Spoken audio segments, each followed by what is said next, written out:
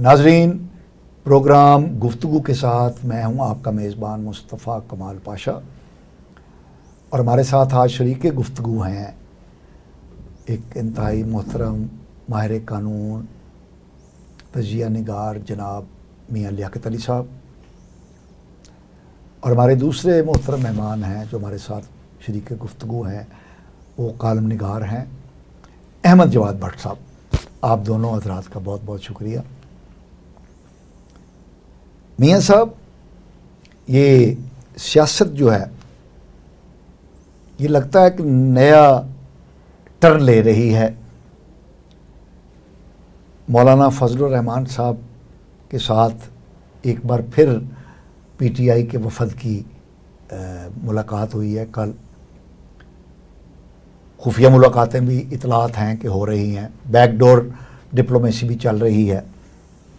तो पीटीआई तो थूका हुआ चाटने में यदे तुला रखती है कि किसी बात पर खड़े नहीं होते थे। पहले उनको कुछ कहते थे, अब उनके साथ मिलते तरले कर रहे हैं कि आओ हमारे साथ।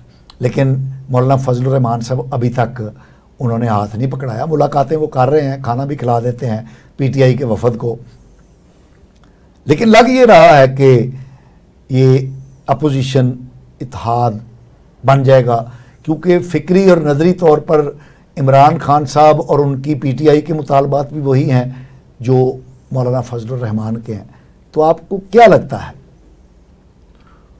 पाशा साहब, ये जो सियासत का खेल है ना, ये बड़ा खूबसूरत भी है और ये बड़ा दिल फरेब और धोखाधड़ी पे भी मुश्तमिल खेल है। इसमें एक वक़्त के दोस्त एक वक़्त के दुश्मन होते हैं और एक वक़्त के दुश्मन एक वक़्त के मकसद अगर दोनों का साझा हो जाए तो वो दोनों जैसे आपने बहुत खूबसूरत बात कही, जिस तरह बेनज़ीर भुट्टो साहिबा और नवाज शरीफ साहब के दरमियान जिस तरह की दुश्मनी थी लेकिन फोर मिसाके जमहूरियत में आकर और डेमोक्रेसी दोनों एक हो गए।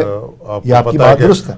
तो यहाँ पे चूंकि अब मौलाना साहब भी आउट ऑफ प्लेस हैं, इक़्तिदार से बाहर हैं, ठीक है, इक़्तिदार से बाहर हैं और पीटीआई तो है ही है, वो बैठे हुए हैं। अगर वो असेंबलियों में हैं तो उनकी कोई कहीं से नहीं है, यानी अभी तक वो अपना बंदा पेश नहीं कर सके जिसको पीएससी का चेयरमैन, वो उनका इत्तेफाक राय नहीं हो रहा, कभी किसी पे कभी किसी पे।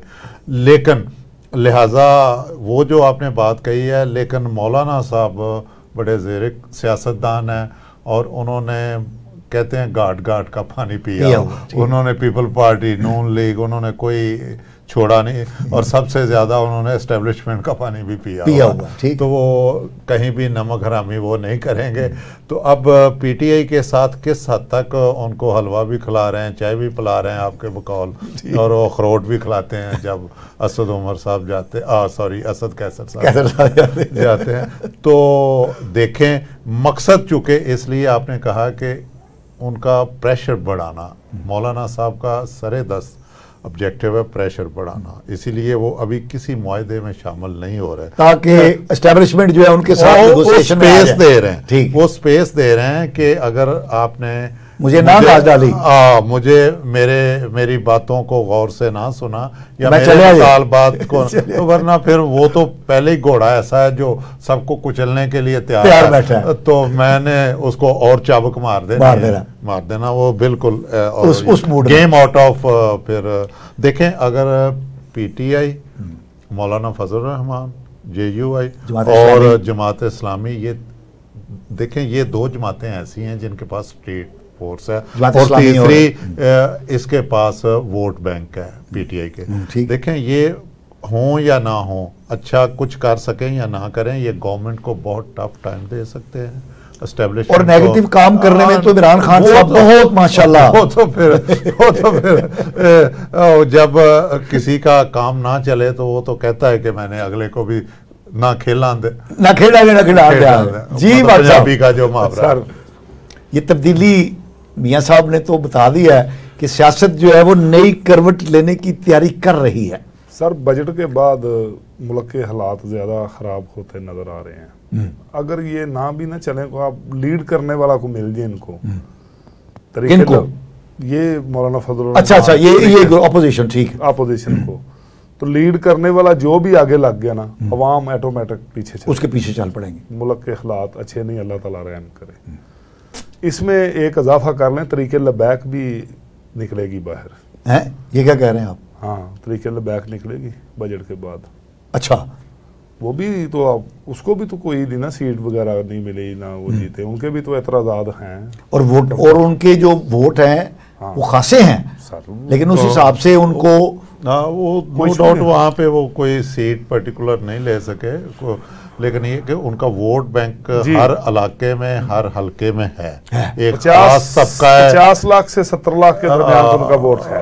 एक खास तबका है फिक्र के लोग जो है ना उनको फॉलो करते हैं। अच्छा, वैसे मियां साहब एक बात है, और वो तबका फिक्र है उनको जो फॉलो करता है, जो उनके कहे पे जानो माल निशावर करने पे तैयार। मैं आपको एक आपके वसातत से नाजरीन को एक बात बता दूं, मैं चाहे वोटर नहीं हूं तहरीक लब्बैक पाकिस्तान का, लेकिन वो जिस चीज़ का नारा लगाते हैं ख़त्म नबूवत के हिसाब से, असमत रसूल के लिहाज से, तो उस वाले से तो मेरी जान भी हाजिर है सर। वो हालांकि मैं उनका वोटर नहीं हूँ, लेकिन नबी पाक सल्लल्लाहु अलैहि वसल्लम के असमत के, इज्जत के और उसके हवाले से तो मैं बिल्कुल, तो इस हवाले से आम जो ना पढ़ा लिखा मुसलमान भी है, जिसको दीन का शऊर नहीं भी है, वो भी चूंकि ये हमारा दीनी एक जज्बाती मामला है, दीनी मामला भी है, जज्बाती भी है। जज्बात के अलावा जो समझ रखते हैं उनको पता है कि हमारी जो अरूजो ज़वाल है इसी नुक्ता नज़र के साथ जुड़ा हुआ है। अगर हम फॉलो करते हैं हज़रत मोहम्मद सल्लल्लाहु अलैहि वसल्लम की तालीमात को तो हमारा अरूज है। अगर हम उससे दूर होते हैं तो आपकी बात बड़ी हो रही है। हमने तो खुदा को भी नबी करीम सल्लल्लाहु अलैहि वसल्लम की वसातत से पहचाना है। माशाल्लाह, हमें मोहम्मद अरबी ने बताया कि खुदा है, जन्नत है, दोज़ख है। वो कहते हैं ना मतलब कुरान पाक में तो आयात आ गई या अहकामात आ गए, तो उसकी जो प्रैक्टिकल डेमोन्स्ट्रेशन है वो नबी की सीरत नबी से आपको मिलती है। और वैसे यहाँ अगर आप मतलब हर बंदे का एक अपना नुक्ता नज़र है, बाला ताक रखते हुए किसी पार्टी वबसगी को, तो आपके जो बानी पीटीए हैं वो भी जो इस चीज़ का आगे किसी का अंदर खुदा जाने या वो जाने, लेकिन उन्होंने जो प्रचार किया है यूएनओ में नबी पाक सल्लल्लाहु का, वो उसी की बिना पे पूरी मुस्लिम दुनिया में उनका नाम जो ना लोग उनको याद करते हैं। और किसी भी मुल्क, मलेशिया, इंडोनेशिया में इनके बहुत पैरोकार हैं बानी पीटीआई के, बिकॉज ऑफ दैट यूएन जो उन्होंने तकरीर। नाजरीन, ये मियां साहब ने एक बड़ा हसास मौजू का जिक्र कर दिया।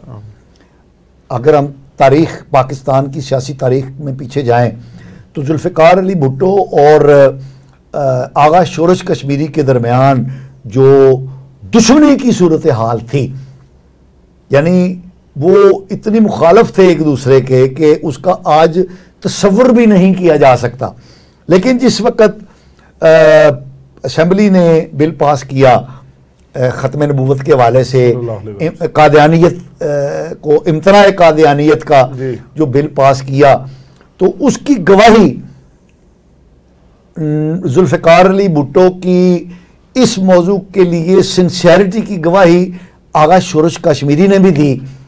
और मैंने पढ़ा है कि इस बात की गवाही जिस वक़्त भुट्टो साहब जेल के अंदर थे, काल कोठरी के अंदर थे, तो उस वक़्त भी उन्होंने कहा था कि मैंने ये जो काम किया है, मेरी बख्शिश का ये बहुत बड़ा ज़रिया है और मुझे उम्मीद है कि मेरी तमाम गुनाहें जो हैं वो अल्लाह ताला इस मेरे नेक अमल की वजह से।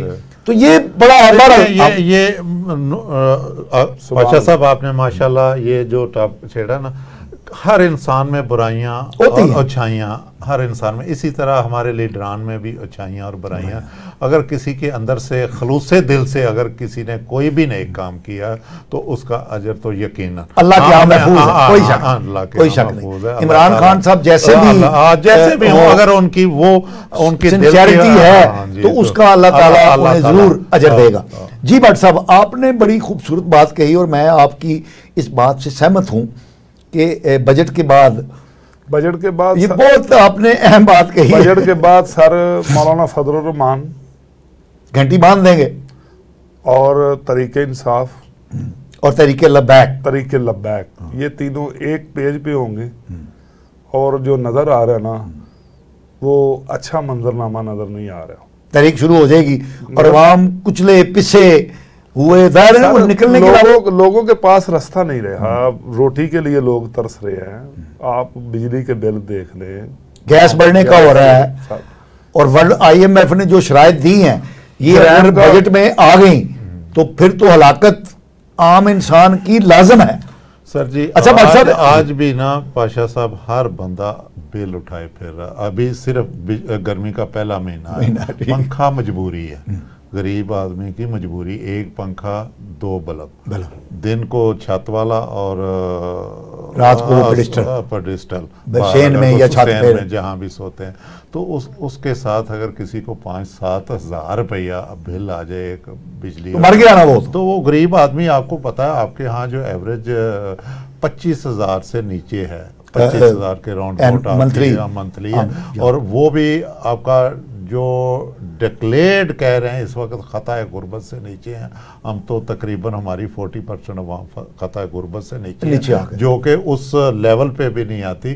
तो तहरीक तो खुद ब खुद होनी है जब लोग दूसरों के गले पड़ेंगे। ये क्या हो रहा है आपको पता, लोग एक दूसरे से मोबाइल छीनना, पर्स छीनना, जान पे खेल के हर एक को पता है पर्स छीनने का मतलब है या मोबाइल छीनने का मतलब, एक होता है डाकू होता है वो प्लानिंग से बड़ा काम करता है, बड़े मतलब लिखे पड़े वो उसके पास असला होता है। ये क्राइम ये तो आप अपनी जान पे खेलते हैं। इनमें बहुत कम लोगों के पास, कराची में असला चूंकि आम था वहाँ चलता है, यहाँ स्ट्रीट क्राइम जो लाहौर में है ना, चंद एक लोगों के अलावा बाकी तो सिर्फ अपनी तेजी की बिना एजिलिटी जो होती है। अच्छा साहब, आपने बड़ी अहम बात कही कि ये तहरीक और TLP का आपने जिक्र किया जी। तो TLP के हवाले से तो वो जो फैज़ाबाद धरना था जी जी मशहूर केस जो है जी जी, तो उसके पीछे तो अगर फैज़ हमीद साहब या एस्टेब्लिशमेंट ना होती तो वो धरना कामयाब ना होता। तो अब ये TLP को कौन इधर ला रहा है? सर गुजारिश ये है, फैज़ाबाद धरने में फैज़ हमीद साहब नहीं थे पीछे। ये आप क्या बात कर रहे हैं? मैं बताता हूँ ना आपको, मैं जस्टिस काजी फायज ईसा साहब नहीं, उस वक्त तो हमने टेलीविजन पर देखा वो पैसे, जब ये वापस धरना खत्म हुआ तो उनको पैसे कौन दे रहा था? सर वो वज़ीर आज़म साहब शाहिद हकान अब्बासी साहब ने बयान दिया तो मेरे हुक्म पे ही हुआ खत्म। अच्छा खत्म मेरे हुक्म पे हुआ। ओके, जो कुछ हुआ वो वज़ीर आज़म थे, वज़ीर दाखिला उस वक्त के एहसन इकबाल साहब, उन्होंने बयान दिया, खत्म हो गया। जस्टिस काजी फायज ईसा साहब ने कमीशन बनाया, कमीशन में पुलिस अफसरान के हुए, पूरे वो प्रोसेस हुआ, जनरल फैज हमीद साहब पेश हुए हैं और शाहिद हकान अब्बासी साहब हैं वज़ीर दाखिला। लेकिन ये देखें वो रिपोर्ट एक्सेप्ट नहीं की, कबीना ने मुस्तरद कर दी, इसके TORs वगैरह नहीं ठीक थे। जब पहले फैज़ाबाद धरना केस का फैसला दिया काजी फायज ईसा साहब ने, वो यकतरफा दिया, दूसरे फरीकों को ना सुना गया। अब तमाम फरीकैन को सुनने के बाद रिपोर्ट, जब वज़ीर आज़म आइन के इख्तियारात के तहत कहता है तो मैंने ये हुक्म दिया, आप वज़ीर आज़म है, आप बोलते हैं मैंने नहीं, वो तो वापसी का हुक्म दिया ना सर, उनको बिठाने का हुक्म किसने दिया था? ये तो सर इन्होंने बताना है ना, वज़ीर आज़म से ये सवाल हो सकता है किसने बिठाया। वैसे आप क्या कहते हैं? मेरे इल्म में तो नहीं है, मेरे इल्म में तो ये तो जो कुछ भी हुआ है वो वज़ीर आज़म के हुक्म पे हुआ है। ओके, सब कुछ ओके, खत्म भी हुआ है उनके हुक्म पे हुआ है, जो पैसे बांटे गए हैं उनके हुक्म। उसमें फैज़ हमीद साहब का क्या वास्ता हो सकता है? एक वो DGC हैं, उनका क्या वाज उसके ऊपर, वो डिसिप्लिन के तहत वो आर्मी चीफ साहब बाजवा साहब के बगैर वो कर सकते हैं वज़ीर आज़म की मौजूदगी में। अगर बाजवा साहब को ही उधर कमीशन में बुला लिया जाए तो वो भी बोलेंगे मेरे हुक्म के मुताबिक गया था। ठीक है। अच्छा मियाँ साहब, ये जो आप क्योंकि कानूनदान हैं, तो कानूनदानों की तो बड़ी मौजें लगी हुई हैं ना, वो पीटीआई में चले गए, यानी अपना काम असल छोड़ के तो वो पीटीआई में चले गए।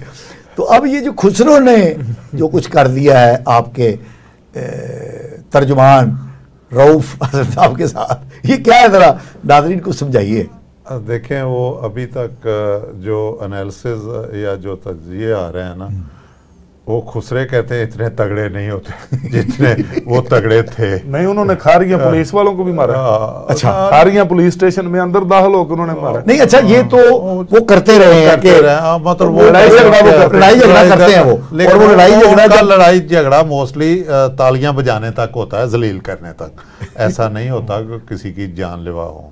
तो ये जानलेवा था। देखें, 1 इंच का गर्दन से फर्क रहना, अगर ब्लेड अगर आपकी गर्दन जरा सा टच कर जाए, मतलब आप कंट्रोल ही नहीं कर सकते ब्लड के शाह को। देखे ना, उन्होंने तो ऐसे ही मारा है ना, वो मारने के लिए मारा है। और पता नहीं जो भी ऑब्जेक्टिव उनका था, पकड़े जाएंगे। लेकिन ये कंफर्म है कि उस बंदे की जब किसी से दुश्मनी नहीं है, या इस किस्म का उसने कभी खुसरों को उसने बेचारे ने अपने किसी नवासे पोते पे बुलाया और पैसे ना दिए हैं, ये तो मामला है ही नहीं। वो कहता मैंने कभी सामने आया एक बात, लेकिन ये सारी चीजें बाइदज अकल हैं जब तक उसकी तफ्तीश नहीं होती।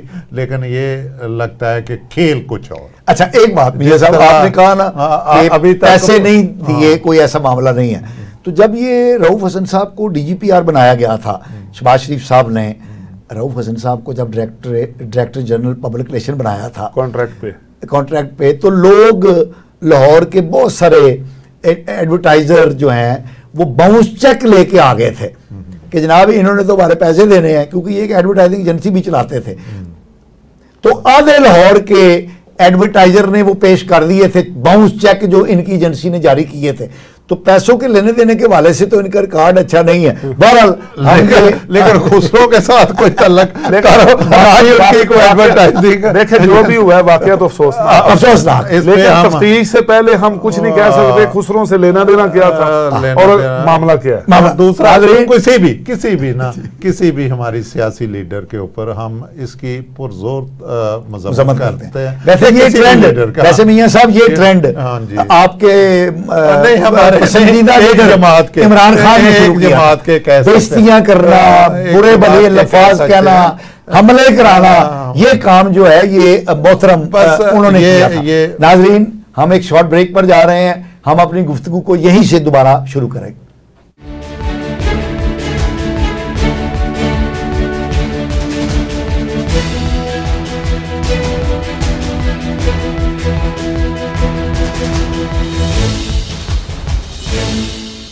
नाज़रीन, वेलकम बैक। हम गुफ्तगू कर रहे हैं मियां लियाकत अली साहब से और अहमद जवाद भट्ट साहब से। जी मियां लियाकत साहब, हम बात कर रहे थे खुसरो ने जो कुछ किया पीटीआई के तर्जुमान के साथ। वैसे नाज़रीन, हमारे यहाँ तो ये एक मजाक बन गया ना कि खुसरो ने ये किया, खुसरो ने वो किया, तो कुछ लोग बड़ा खुश हो रहे हैं। और क्योंकि जिस जमात के तर्जुमान के साथ ये हुआ है, वो जमात जो है इस तरह के तशद्दुद वाली चीज़ों को प्रमोट करती रही है, तो अब उसके साथ भी ये हो गया और शर्मनाक अंदाज में हुआ कि खुसरो ने ये कर दिया। बहरहाल ये ऐसा नहीं होना चाहिए। लेकिन आपको एक बड़ी दिलचस्प बात बताता जाऊँ कि ये खुसरे एक मुनज़्ज़म फोर्स हैं जिसको इंडिया में उन्होंने बैंकों ने इस्तेमाल किया कि जो लीज पर वो कर्ज देते थे जिनको, या लीज पर गाड़ियां या चीज़ें देते थे, तो वो अगर कर्ज लेने वाला या लीज पे कोई चीज़ लेने वाला मुकर जाता था तो वो खुसरों को उसके घर भेज देते थे अपना नुमाइंदा बना के कर्ज की वसूली के लिए, रिकवरी के लिए। तो खुसरे वहाँ पर जाकर बैठ जाते थे और अपना वो नाच गाने का जो भी वो प्रोग्राम था वो शुरू कर देते थे। लोग इकट्ठे हो जाते थे और वो उस वक्त तक, और उनको बता देते थे वो कि हम बुनियादी तौर पे इनसे वसूली करने आए हैं, तो वो उस वक्त तक वहाँ से उसके घर के सामने से उठते नहीं थे जब तक वो कर्ज वापस नहीं कर देता था। तो ये तरीक़ेकार जो है ये बड़ा कामयाब साबित हुआ है हिंदुस्तान के अंदर कर्ज वसूली के लिए। तो बहरहाल खुसरो को, एक मुनज़्ज़म ताकत को एक मुस्बत प्रोसेस के लिए भी इस्तेमाल किया जा सकता है। तो मेरा ख्याल है कि एक हमने गुफ्तगू सुनी थी ये कि कहीं पर ये प्लानिंग हो रही है कि जो टैक्स डिफ़ॉल्टर हैं, जो टैक्स नहीं देते, उनसे टैक्स की वसूली के लिए जो है ये अगर इनको इस्तेमाल किया जाए, लेकिन पता नहीं वो तजवीज़ कहाँ चलेगी। लेकिन बहरहाल ये खुसरो का ये इस्तेमाल जो हुआ है, ये कोई अगर हुआ है तो अभी तक तो हमें मालूम नहीं है ना कि आप तो कह रहे हुआ है तो अफसोसनाक है। इससे मतलब मुस्बत की बजाय हम उसे मनफी सिमत में ले गए। जवाद साहब, सर आप बताइए कि ये जो अदलिया के बारे में जो फैसल वोडा साहब ने ये जो अपना आला किस्म का बयान जारी किया है, इस पर हम मियाँ साहब की राय तो बाद में लेंगे ना। आप बताएं, आप क्या इसको देख रहे हैं?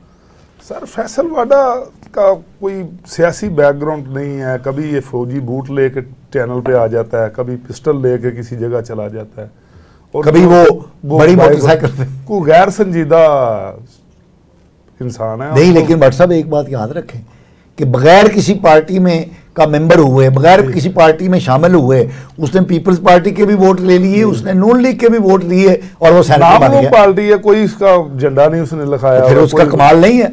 कमाल तो उसका पता नहीं क्या कमाल है। लोग तो आपके 4 लोगों का है। लोग मियां साहब, लोग ज़दे आम मतलब अपनी प्राइवेट महफिलों में खामोश खिदमात का जिक्र करते हैं उसकी। ये हकीकत है मियां साहब। नहीं तो उसने कहा ना मेरे पास सबूत है। एक संगीन बहुत बयान, एक बेबुनियाद दिया है चैनल पे। मेरे पास 9 मई के सबूत हैं साबिक DGI जनरल फैज साहब के खिलाफ। नहीं तो इतनी बड़ी बात उसने हमें तो नहीं कही होगी। सर, गुजारिश ये है तो जनरल फैज साहब ने 40 साल के करीब फौज में खिदमत सर अंजाम दी। वो पाकिस्तान के अहम तरीन ओहदे पे फायद रहे, ठीक है। आप लेकिन इमरान खान की हुकूमत को सपोर्ट कर रहे हैं और बाकियों को डिपोर्ट करने में उनका नाम आता है। सर, वो प्रोजेक्ट इमरान खान जनरल पाशा साहब से शुरू करें और जनरल फैज अमीर साहब बाजवा साहब तक खत्म करें, ठीक है। वो अगर उनके खिलाफ हो तो फिर इंतकामी कार्रवाई है।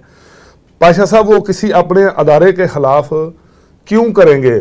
उन्होंने, आपको शायद इल्म है कि नहीं, मैं अपने नाजरीन को भी आपके राय से बताना चाहता हूँ, दुनिया में सबसे खूबसूरत रिश्ता दामाद का होता है। उन्होंने दामाद अपना कैप्टन फराज हामिद डार साहब, अच्छा, यानी उन्होंने अपनी बेटी की शादी, कैप्टन आर्मी में कैप्टन है मौजूदा, खिदमत सरंजाम, और साहब के बेटे खानदानी वफादार लोग हैं उनके।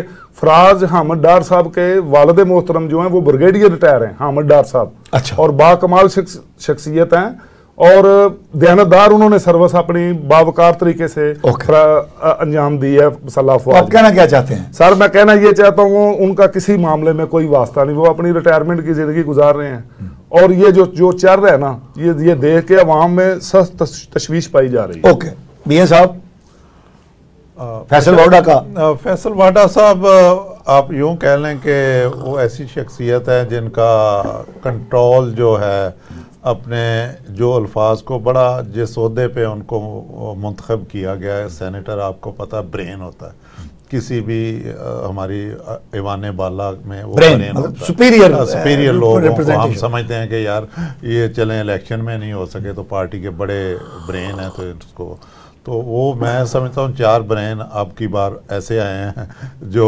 किसी और के कहने पे आ गए हैं, वो किसी पार्टी की नुमाइंदगी नहीं करते। एक फैसल वाडा साहब हैं, एक औरंगजेब साहब, काकड़ साहब, और औरंगजेब साहब को तो आप फिर भी कह लें कि उनकी चलें किसी वो उससे पहले एक ऐसे अदारे की खिदमत पे मामूर थे जो काफ़ी अच्छी नेकनामी कमा रहा था, या कम अज़ कम प्रॉफिटेबल ऑर्गेनाइजेशन थी, one of the best private sector में। बट ये तीनों तो मतलब जो मोहसिन नकवी साहब हैं और फैसल वाडा साहब हैं और काकड़ साहब हैं, ये काकड़ साहब हैं, तो ये तो सर मोहसिन नकवी साहब के मामले में मियां साहब से इख्तिलाफ नहीं, वो असल में और बात कर रहे हैं। मियां साहब का कहना यह है कि बगैर किसी उनकी बाकी काबिलियत उनकी पे वो शक नहीं कर रहे। मोहसिन नकवी साहब तो मीडिया पर्सन है, उन्होंने नहीं, लेकिन बगैर किसी जमात में हुए वो अपने वर्किंग की वजह से भी तो आज पंजाब में उन्होंने इतने काम किए, 1 साल वज़ीर आला रहे हैं,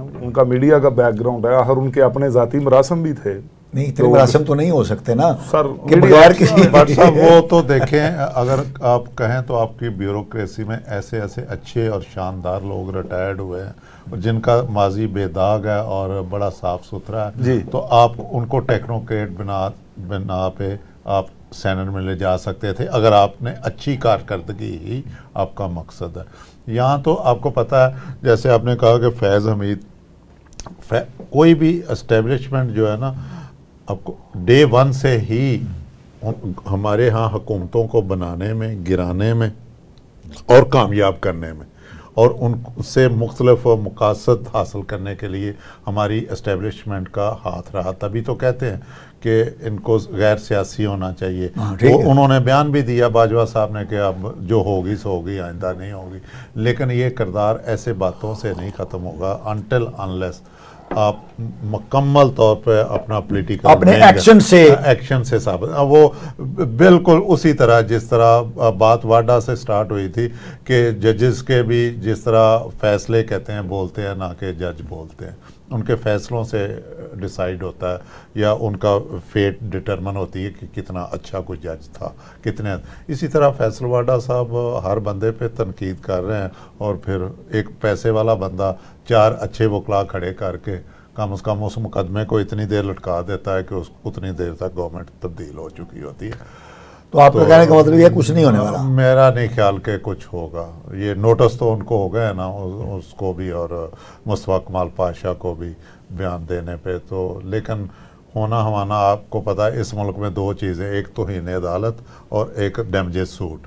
हरजाने का डैमेजेस सूट, हरजाना। अच्छा, आपने मेरे खिलाफ कोई बात ऐसे ही मेरे पे तोहमत लगा दी, आपको पता आज तक डिफेमेशन सूट जो होता है, मतलब हद तक इज्जत ना, इनमें कभी डैमेजेस सूट हमें मिला कि जी किसी को मिला बता दें जी इसने 100 करोड़ लिया या बड़े मुकदमात हुए? कोई नहीं हुआ। मेरे पे खुद एक बंदे ने को मतलब 70 करोड़ का किसी बहुत बड़े एक नाम ने मतलब किसी हद तक किए रखा, तो मतलब अभी तक भी शायद वो केस अभी जाके वाइंड अप हुआ है, तो वो खुद ही वापस ले लिया। मतलब ज़ाहिर है वो डिफरेंट स्टेजेस पे। आपने कुछ ना कुछ तो किया होगा ना? नहीं, मैंने उस वक्त किसी अदारे के लिए किसी अदारे के लिए काम कर रहा था। तो जी भट्ट साहब, सर ये जो मियां साहब कह रहे हैं कि फैसल वाडा को कुछ भी होने वाला सर होना तो चाहिए और बात है, चाहिए तो बहुत सारी चीजें हैं। कानून तो यही कहता है, तो उसको सजा मिलनी चाहिए। तौहीन अदालत उसने की है। नहीं, उसने वैसे आपस की बात है जी, उसने मतलब क्या तौहीन की है? उसने तो एक सच बोला है, वो कहता है मेरे पास सबूत हैं, तो सर पेश करे। तो वो नहीं मांगे अदालत ने।